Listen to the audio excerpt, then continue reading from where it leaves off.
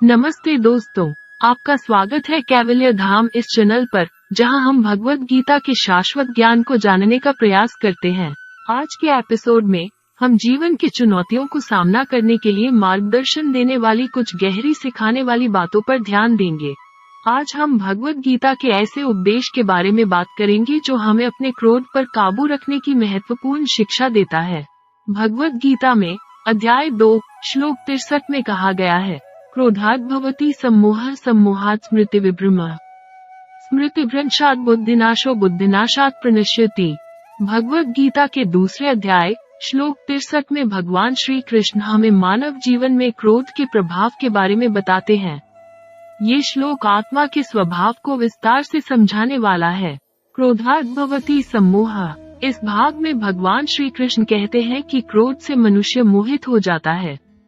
क्रोध एक अवस्था है जिसमें व्यक्ति अपने बुद्धि को हानि पहुंचाने के लिए सही और गलत का विवेचन नहीं कर पाता और उसे समझ में अंधकार छा जाता है। सम्मोहात् स्मृतिविभ्रमः, ये कहता है कि मोह से सम्मोहित होने पर व्यक्ति की स्मृति याद करने की क्षमता विक्षिप्त हो जाती है और उसे गलत और सही का भ्रांति हो जाता है। इससे व्यक्ति अपने कर्मों को सही रूप से विचारने में असमर्थ होता है। स्मृतिभ्रंशात् बुद्धिनाशो, इस अवस्था में जब स्मृति विक्षिप्त हो जाती है तो व्यक्ति की बुद्धि में भ्रांति होती है। वो अपने कर्मों को सही से नहीं देख पाता और उसका निष्कर्ष होता है कि उसका नाश हो जाएगा।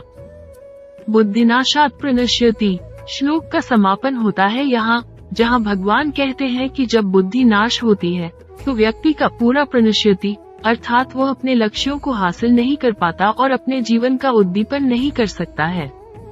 इस श्लोक का अच्छा उदाहरण है हमारे दिनचर्या में, जब हम किसी स्थिति में गुस्सा करते हैं और उस गुस्से में बुद्धि का नाश हो जाता है।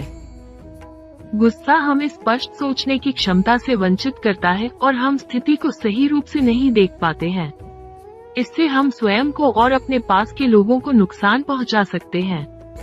इसलिए इस श्लोक से हमें ये सीखने को मिलता है कि हमें अपने अहंकार और क्रोध को नियंत्रित करके स्थितियों को विवेकपूर्णता से देखना चाहिए ताकि हम बुद्धि के नाश से बच सके।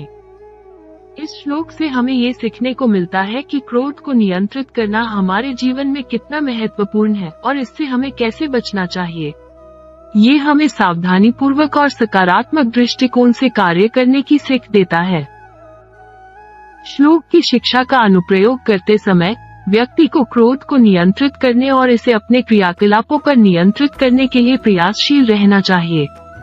उत्तर प्रदान में तत्परता बनाए रखने के लिए व्यक्ति को एक कदम पीछे हटना चाहिए, स्व जागरूकता का अभ्यास करना चाहिए और एक औरत से विचारशील प्रतिक्रिया का चयन करना चाहिए। धन्यवाद जो आपने हमारे साथ यह ज्ञान साझा किया।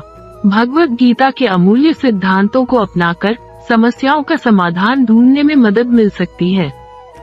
हमारे चैनल पर बने रहें और ज्ञान की यह यात्रा साझा करते रहें।